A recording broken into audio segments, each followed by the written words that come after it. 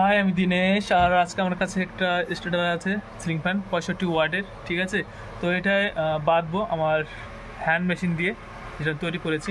ঠিক আছে, ওই দেখো আমার মেশিন। ঠিক আছে, তো চলো পেপার কেটে নিই। পেপার কেটে তারপর ঠিক করছি।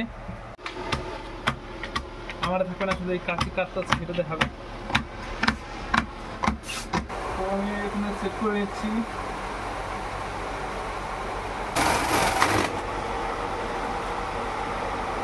তো সুন্দর বাঁধা হয়ে গেছে। ঠিক আছে, একটার সঙ্গে একটা হয়নি, গ্যাপ হয়নি, তো কমপ্লিট হয়ে গেছে। চলো বের করে নিচ্ছি। ঠিক আছে,